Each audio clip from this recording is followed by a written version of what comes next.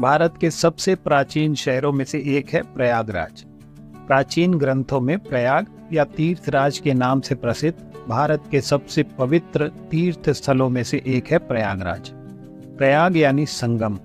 3 पवित्र नदियां यानी माँ गंगा, माँ यमुना और अदृश्य माँ सरस्वती के संगम यानी मिलन बिंदु को त्रिवेणी संगम के नाम से जाना जाता है और संगम को संस्कृत में प्रयाग कहा जाता है।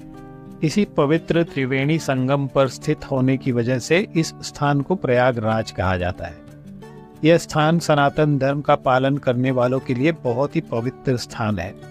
प्रयागराज में प्रतिवर्ष माघ मेला, हर 6 वर्ष में अर्धकुंभ, हर 12 वर्ष में महाकुंभ का आयोजन होता है। 2025 के महाकुंभ में लगभग 40 करोड़ लोगों के सम्मिलित होने का अनुमान लगाया जा रहा है। 2025 में त्रिवेणी संगम का तट लगभग 900 मीटर चौड़ा होगा, जहां पर स्नान करने की व्यवस्था की जाएगी। महाकुंभ वो पर्व है जब इस धरती पर तीर्थ यात्रियों का सबसे बड़ा जमावड़ा होता है।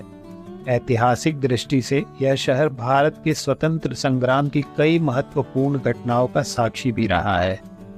इस वीडियो में जानेंगे कि प्रयागराज तक कैसे पहुंच सकते हैं, यहाँ रहने की क्या क्या सुविधाएं हैं, शाही स्नान की तिथियां क्या होंगी, कौन कौन सी दर्शन स्थली है जहां आपको अवश्य जाना चाहिए, प्रयागराज आने का सही समय, यहां पर जलपान की क्या सुविधा है और अंत में बताएंगे कि कुल खर्च कितना हो सकता है प्रति व्यक्ति प्रति दिन का।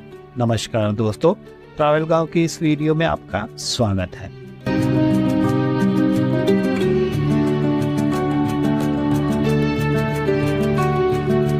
सबसे पहले बात करते हैं कि प्रयागराज संगम तक कैसे पहुंचा जाए। नजदीकी रेलवे स्टेशन की अगर हम बात करें तो प्रयागराज जंक्शन, प्रयागराज छिवकी, प्रयागराज रामबाग, प्रयागराज संगम, ये नजदीकी रेलवे स्टेशन है जो 7 से 8 किलोमीटर के डिस्टेंस पर ही है। और नजदीकी एयरपोर्ट की अगर बात करें तो प्रयागराज एयरपोर्ट यानी कि इलाहाबाद एयरपोर्ट जिसे कहते हैं, वो त्रिवेणी संगम से 13 किलोमीटर की दूरी पर स्थित है। प्रयागराज के लिए सभी मुख्य रेलवे स्टेशनों से रेल कनेक्टिविटी इजीली अवेलेबल है, तो आप बाय ट्रेन यहां तक इजीली पहुंच सकते हैं। और अगर आपका बजट ठीक है तो आप बाय एयर भी यहां आ सकते हैं। संगम तक पहुंचने के लिए आपको रेलवे स्टेशन के बाहर से और एयरपोर्ट के बाहर से शेयरिंग ऑटो या प्राइवेट ऑटो भी आपको अवेलेबल होती है। तो आप जैसा आपका बजट हो आप उस हिसाब से ऑटो करके वहां तक पहुंच सकते हैं। हार्डली 20 to 30 मिनट्स के बीच में आप वहां तक पहुंच जाएंगे। सबसे ज़रूरी बात, यहाँ रहने की क्या सुविधा है, टेंट बुकिंग कैसे करें। तो अगर आप टेंट बुकिंग करना चाहते हैं तो आप ऑनलाइन गूगल सर्च कर सकते हैं प्रयागराज टेंट बुकिंग।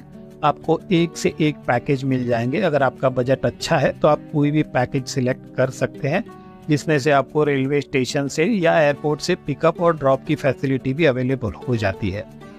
अगर आप होटल में रुकने का प्लान बनाते हैं तो अलग अलग वेबसाइट है जहां से आप होटल बुकिंग भी कर सकते हैं। तो आप अपने बजट के अनुसार अपने रहने की सुविधा का बंदोबस्त कर सकते हैं। और अगर आपका बजट नहीं है और आप अगर सस्ते में सस्ता ऑप्शन देखते हैं तो आप डायरेक्टली महाकुंभ के परिसर में पहुंच सकते हैं, जहां पर सरकार द्वारा अलग अलग जगहों पर रैन बसेरा शिविर की सुविधा उपलब्ध है। वहां पर आप रात बिता सकते हैं। सोने की व्यवस्था वहाँ पर आपको हो जाती है, जो कि बिल्कुल निःशुल्क होता है। और अगर आप मेला परिसर में टेंट में रहना चाहते हैं तो आप वहाँ डायरेक्टली पहुँचकर किसी पंडित से जिन्होंने वहाँ पर टेंट लगाया है उनसे बात कर सकते हैं, और जो भी वो अमाउंट मांगेंगे अगर आपके बजट में हो तो आप उस हिसाब से अपना बंदोबस्त कर सकते हैं वहाँ रहने का। कोशिश करें कि आप संगम के आसपास ही टेंट बुकिंग करें या होटल बुकिंग करें। और अगर त्रिवेणी संगम के पास आपको टेंट बुकिंग नहीं हो पाता है तो आप रामबाग, प्रयागराज रामबाग रेलवे स्टेशन जो है उसके आसपास बुकिंग कर सकते हैं, या फिर जो रेलवे स्टेशन रोड है उस पर आप कहीं भी होटल बुकिंग कर सकते हैं, जहां पर आपको 800 रुपये से लगाकर 1500 रुपये या फिर आपका जैसा भी बजट है उस बजट के बीच में आपको रूम इजीली अवेलेबल हो जाएंगे। प्रयागराज रामबाग रेलवे स्टेशन से जो भी दर्शन स्थली हैं, जो भी टूरिस्ट प्लेसेस हैं, वो हार्डली 2 से 4 किलोमीटर के डिस्टेंस पर ही हैं। इसीलिए मैं आपको सजेस्ट करूंगा कि आप प्रयागराज रामबाग रेलवे स्टेशन के आसपास या रेलवे स्टेशन रोड पर ही अपने रहने का बंदोबस्त करें। ये है महाकुंभ 2025 के शाही स्नान की तिथियां। एक बात का ध्यान रखें कि जब भी जिस दिन शाही स्नान होता है उससे एक दिन पहले सारे प्राइवेट और पब्लिक व्हीकल का एंट्री बंद हो जाता है। तो अगर आपके पास अधिक सामान है या फिर आप महाकुंभ जाना चाहते हैं तो ध्यान रखिएगा कि आपको एटलीस्ट किसी भी एक शाही स्नान के दिन से 2 दिन पहले पहुंचना हो। सपोज़ अगर आप 14 जनवरी को स्नान करना चाहते हैं तो आप एटलीस्ट 12 जनवरी को मॉर्निंग में या आफ्टरनून तक पहुंच जाए, ताकि आप अपने व्हीकल से या पब्लिक व्हीकल से महाकुंभ मेला परिसर तक पहुंच सकें। अब जानते हैं कि कौन कौन सी दर्शन स्थली है, टूरिस्ट प्लेसेस है जहां आपको ज़रूर जाना चाहिए। तो ये आपके स्क्रीन पर आप देख सकते हैं, ये सारी जगह हैं जहां पर आपको ज़रूर जाना चाहिए। सबसे पहले आपको संगम स्नान करना है, क्योंकि आप महाकुंभ में आए हैं तो जिसका मुख्य कारण है संगम में स्नान करना। तो सबसे पहले आपको संगम स्नान करना है। त्रिवेणी संगम के पास ही है अकबर किला। अकबर किला आप जा सकते हैं, जिसमें आपको अक्षय वट देखने को मिलेगा। ये अक्षय वट बहुत ही प्राचीन है, जो सतयुग से यहाँ पर स्थित है। सतयुग, त्रेता युग, द्वापर युग और अब कलयुग। सतयुग में स्वयं नारायण भगवान यहाँ पर प्रकट हुए थे। त्रेता युग में भगवान श्री राम भी यहाँ आए थे। द्वापर में भगवान श्री कृष्ण भी आए थे और कलयुग में आप और हम। अक्षय वट से कुछ ही दूरी पर है लेटे हनुमान जी या बड़े हनुमान जी मंदिर। लंका विजय के बाद जब प्रभु श्री राम के साथ हनुमान जी लौटे तो इसी स्थान पर माता सीता ने उन्हें विश्राम करने के लिए कहा। इसी स्थान पर हनुमान जी ने लेटकर विश्राम किया था। तब से यहाँ पर मंदिर का निर्माण किया गया और यहाँ पर लेटे हनुमान जी की प्रतिमा रखी गई है। कहते हैं कि संगम स्नान करने के बाद अगर आपने बड़े हनुमान जी के दर्शन नहीं किए तो आपकी यात्रा अपूर्ण रह जाती है। तो संगम स्नान करने के बाद बड़े हनुमान जी के दर्शन अवश्य करें। बड़े हनुमान जी का दर्शन करने के बाद आपको आलोप शंकरी या आलोपी देवी मंदिर अवश्य जाना चाहिए, जो कि एक शक्ति पीठ है जहाँ पर माँ शक्ति के हाथ का पंजा गिरा हुआ था। बहुत ही अद्भुत ये मंदिर है। यहाँ पर झूले के दर्शन होते हैं आपको। बहुत ही पीसफुल और बहुत ही पॉजिटिव एनर्जी है इस मंदिर में। तो आपको एक बार यहाँ पर अवश्य दर्शन करना चाहिए। एक स्थान से दूसरे स्थान पर जाने के लिए आपको ई रिक्शा और ऑटो रिक्शा इजीली अवेलेबल होती है, जो 10 से 20 रुपया पर पर्सन चार्ज करती है और आपको एक स्थान से दूसरे स्थान पर ड्रॉप कर देती है। तो आलोप शंकरी देवी मंदिर के दर्शन करने के बाद आप जा सकते हैं भारद्वाज पार्क। यहाँ पर महर्षि भारद्वाज का आश्रम है। 10 रुपए की एंट्री फी देकर आप भारद्वाज पार्क भी घूम सकते हैं और महर्षि भारद्वाज के आश्रम का भी दर्शन कर सकते हैं। जब भगवान राम पहली बार चित्रकूट की ओर जा रहे थे तो इसी आश्रम में महर्षि भारद्वाज के पास आकर उन्होंने चित्रकूट जाने का रास्ता पूछा था। और दूसरी बार जब भगवान राम वनवास जा रहे थे तो महर्षि भारद्वाज से मिलने दोबारा यहाँ आए थे। और तीसरी बार भरत आए थे जब वो भगवान राम से चित्रकूट मिलने के लिए जा रहे थे, तो यहाँ पर आकर उन्होंने एक रात्रि विश्राम किया था। ये वही श्री महर्षि भारद्वाज का आश्रम है। अब दोपहर हो जाएगी तो महर्षि भारद्वाज आश्रम के सामने ही आपको नेत्राम एंड सन्स रेस्टोरेंट दिखेगा, जो कि यहाँ का बहुत ही मशहूर रेस्टोरेंट है। तो यहाँ पर आप अपना जलपान कर सकते हैं, भोजन कर सकते हैं। बहुत ही रीजनेबल रेट पर आपको टेस्टी फूड यहाँ पर इजीली अवेलेबल हो जाएगा। भारद्वाज पार्क के बाद अगर आप म्यूजियम घूमने के इच्छुक हैं तो आप स्वराज भवन और आनंद भवन जा सकते हैं। बगल में ही शहीद चंद्रशेखर आजाद पार्क है।